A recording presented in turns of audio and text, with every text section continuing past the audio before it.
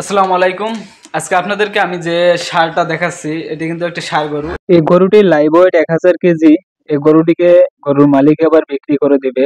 চলুন পুরো বিস্তারিত গরুর মালিকের কাছ থেকেই জেনে নিই যে গরুটি কত হলে বিক্রি করবে, কখন বিক্রি করবে, পুরো বিস্তারিত গরুর মালিকের কাছ থেকেই জেনে নেই। আপনাদের মূল্যবান সময় আর নষ্ট করব না, চলুন আমরা তার কাছে চলে যাই। আসসালামু আলাইকুম ভাই, এটাই হচ্ছে আমার গরু। ছোটবেলায় নাম দিলাম বিল্টু। ভিল্টু এখানে বিল্টু নাই, এখন হয়ে গেছে কিং।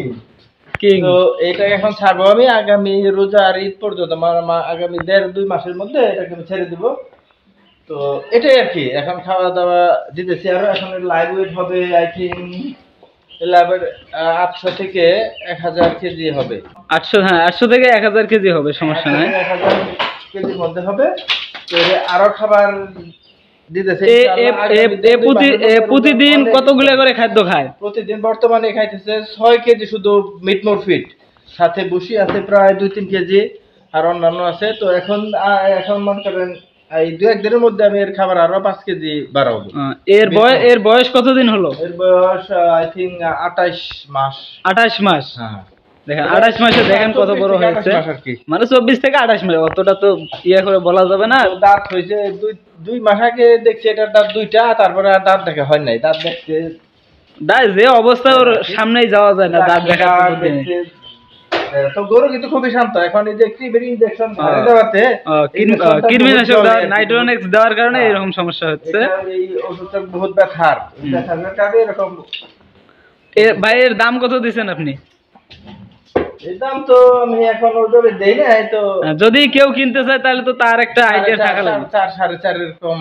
তো সারা 4 থেকে 4.5 লাখের মধ্যে আপনি ছেড়ে দেবেন। আমি 2 লক্ষ টাকার মতো ফিট খাওয়াইছি এই পর্যন্ত। 2 লক্ষ টাকার মতো ফিট খাওয়াইছে এই গরুটাকে। দেখেন ইনি এখন খামারি বর্তমানে এর দাম রেখেছে 4 থেকে 4.5 লক্ষ টাকার মধ্যে। যে কিনতে চাবে সে অবশ্যই কিনতে পারবে।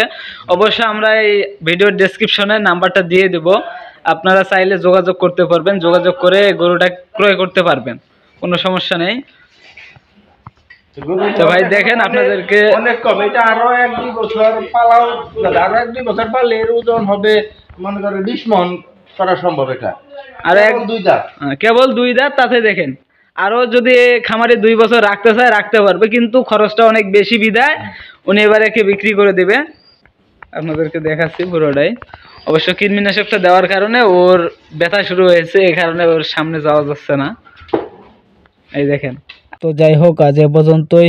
গরুটি দেখতে কেমন লাগলো সবাই প্লিজ একটু কমেন্ট করে জানাবেন।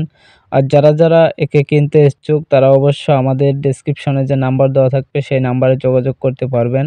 আর যারা আমাদের এই চ্যানেলের নতুন দর্শক তারা অবশ্যই আমাদের এই চ্যানেলটিকে সাবস্ক্রাইব করে রাখবেন। আজকের মতো আমি এখানেই বিদায় নিলাম। তো নেক্সট অন্য কোনো ভিডিওতে দেখা হবে। ধন্যবাদ।